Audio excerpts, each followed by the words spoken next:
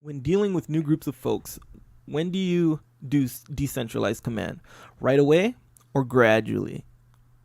As in, slowly give them trust or slowly take it away as needed?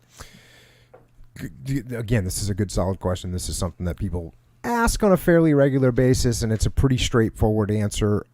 Okay, you can't obviously just right away just give people full autonomy, because you have to build it up somewhat incrementally, give them the opportunity to be on their own now. And what you're really building with decentralized command is you're building trust.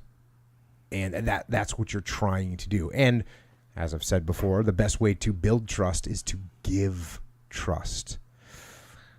But before you give trust, you've got to set expectations. You got to set standards. You got to set guidelines, because this person that you're this is a new person. They might be a crazy. They might be incompetent. They might have a totally different vision of what's okay than you. They might be unethical. There's all kinds of things that they might be that you cannot allow for.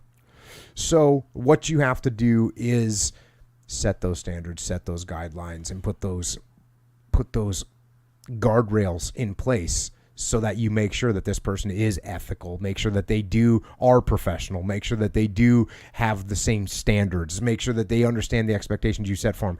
And that's when you can start to hand out more slack and more ownership, because we don't want to micromanage. When I talk about parameters, I'm not talking about telling people exactly how to do it. But let's say you and I started working together and you were my subordinate.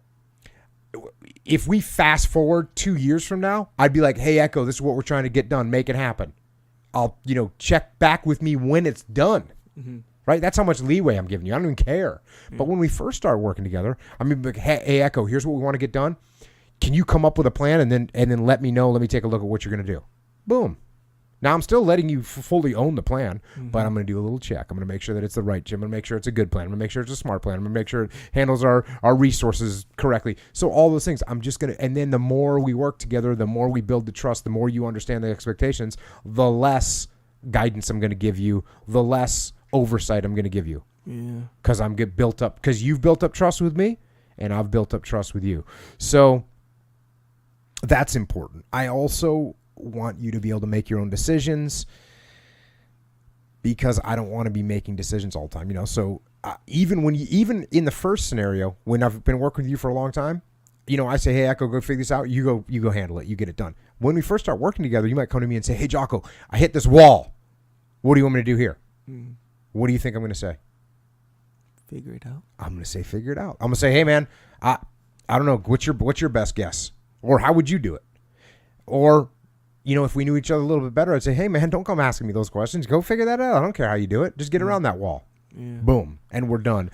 And now one other key part of this is, oftentimes if you take over a new team, you may want to start off by setting the example. By running the perfect operation, by going from end to end with some project that you set the standard on how you want things to be. So everybody looks at you and goes, okay, I see how he did that. Whoa, he wants that done. He holds the line on that. So that way everybody knows what the standard is. So there's, and I would always, when I start off, when I take over a platoon, take over a squad, like, okay, we're doing this operation. Cool. Here's how I would run it. Very distinctly, very clearly be the guy. Yeah. And then as time goes on and trust develops, I'm going to become less and less the guy and more the decentralized leader that's stepping back and letting the frontline troopers lead. That's what I'm going to try and make happen. As always, when you do start with a new group, it's real easy. Be humble, listen, take advice, ask questions. Ask good questions about things that if there's something you don't understand, ask the question, no big deal. Make the slow incremental changes like Hackworth talks about in Steal My Soldier Strategy. He's going to change 2 things a day. Not going to change the whole world overnight. You can't do it. So he's going to change 2 things a day. That being said, he also did some major, if you remember this Hackworth, he gets in there and the guys have radios and they got guitars and they got all this stuff. And he goes, yeah, put all that stuff in the middle of the compound. It's out of here tomorrow. Right? That was a major change. Mm-hmm. So he went and kind of shook them up a little bit, But then he goes, okay, now I got to go the long war. I'm going to change 2 little things a day. And that's what he did. So sometimes it's a combination of those two. Sometimes you got to send a little shock value. Like, hey, new sheriff in town. That's what they used to say in the SEAL teams. A new commanding officer would come over. If he would do, a lot of times they do something to assert their presence. Mm-hmm. Like, hey, I'm here now. No more parking in the back lot. You know what I mean? Or, hey, new CO, I just took over. No more wearing this uniform to this place. Okay. So everyone go, okay, new sheriff in town. Mm-hmm. Let's let him get this out of his system. So do they typically react in that way where they're like that's I see what you're doing there, yeah, but it's cool. Pretty much in SEAL teams, it would be like, oh, okay, yeah, and hey, new sheriff in town. Hey, he just came up with a new rule for us to follow, so we know he's here. Cool. Right. Like, that was. So it's not like he's. It's not like some resentment or nothing. Maybe the guys that are less mature, I hate to use that word, but maybe guys that weren't quite as in the game would be like, man, what's he doing this for? Yeah. Maybe, hey, bro, don't worry about it. It's a new sheriff in town. He's got it. He's letting us know where he's here. Yeah. You know, he's got it. Yeah. We got it. So we're all good. yeah. That's cool. But occasionally you get somebody that comes in. You notice the things that I just said were fairly irrelevant.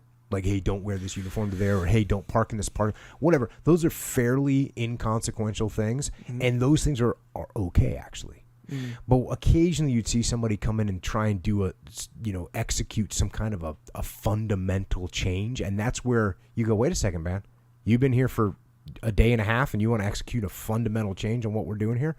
We have a problem with that. We as the troops have a problem with that, because you don't know. How do you know? Yeah. I've been doing this I was at SEAL Team 1 for 8 years. You're going to show up. I've been here for 5 years. You're going to tell me how it's better to do this? Yep. And that might not be the right attitude for a young guy like myself to have, but that's the attitude that you're going to generate if you come in and try and make fundamental changes without assessing. Yeah. So show some tactical patience when you come in and say, okay, let me check this out. Again, just to refer back to the Hackworth story, Hackworth was going in to take over a battalion that was all jacked up. They were called the Hopeless, right? And he wanted to turn them into the Hardcore. So his shocking thing that he did was meant to shock. And it was also meant to square them away, and it was also the right thing to do, and they also had a bad reputation. If he went in and took over a really good battalion, he wouldn't go in there with the same shock and awe type treatment, because they don't need it. Yeah.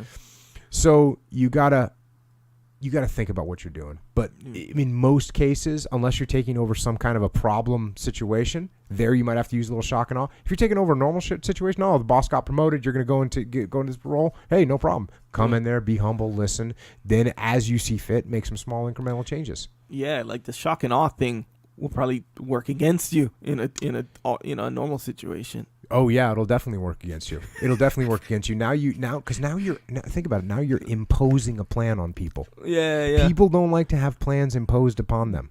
They don't like it.